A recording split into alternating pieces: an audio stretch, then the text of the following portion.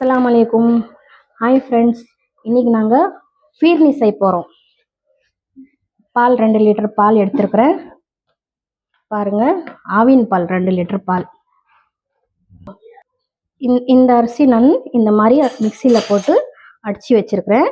இதில் நாங்கள் ஃபீர்னி செய்ய போகிறோம். நான் இது ஆவில் பாலில் செய்ய போகிறேன். நீங்கள் எந்த பால் வேணாலும் செஞ்சுக்கலாம். ஆரோக்கிய பாலில் கூட நல்லா இருக்கும். திக்கா நம்மளுக்கு திக்க பால் தான் வேணும் இது ஃபீர்னி செய்கிறது. பாருங்கள், இந்த குருணி, அரிசி குருணி நம்ம மிக்சியில் அடித்து வச்சுருக்கிறது இது போட்டுக்கலாம்.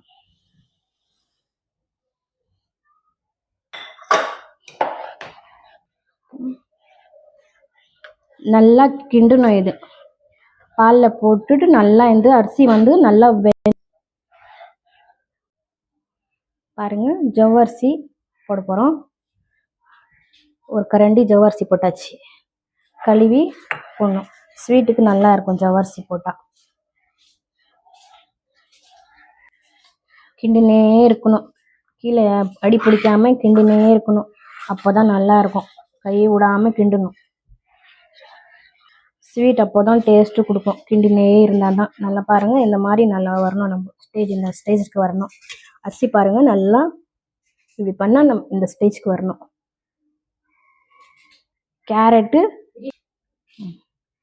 கேரட்டு இந்த மாதிரி திருவி நம்ம போட்டுக்கணும். ஒரு கேரட் போட்டிருக்கிறேன். நல்லாயிருக்கும் இந்த மாதிரி ஸ்வீட் செஞ்சால்.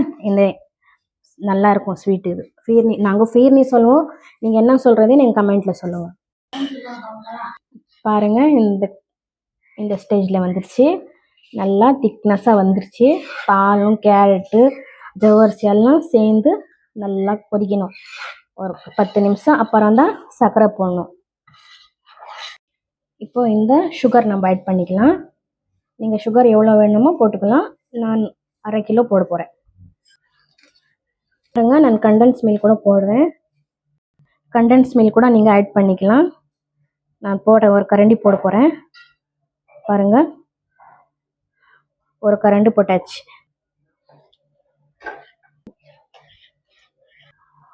பாருங்கள், நான் குங்குமப்பூ போட போகிறேன். நல்லாயிருக்கும். இது கூட போட்டால் கலர் கூட சேஞ்ச் ஆகும். கேசரி கலர் நாங்கள் போடுறதில்ல, அதனால குங்குமப்பூ போட போகிறோம். பாருங்கள், நல்லாயிருக்கும். இது குங்குமப்பூ சக்கரை போட்டிருக்கிறோம். ஒரு கொதி வந்தப்புறம் நம்ம இறக்கி வச்சு பாதாம் மிக்ஸ் பண்ணிக்கலாம். அவ்வளோதான். இப்போ நம்மளது ஃபீர்னி ரெடி ஆயிடுச்சு. இப்போ நம்ம இது ஃபீர்னி இறக்கிக்கலாம். பாருங்கள் ஃப்ரெண்ட்ஸ், இந்த ஸ்வீட்டு தயாராகிடுச்சு, ரெடி ஆகிக்குது. பாதாம் கட் பண்ணி வச்சுருக்கோம், அதை மிக்ஸ் பண்ணிக்கலாம். ஸ்வீட்டு நல்லாயிருக்கும். ட்ரை பண்ணுங்கள், கண்டிப்பாக நல்லாயிருக்கும்.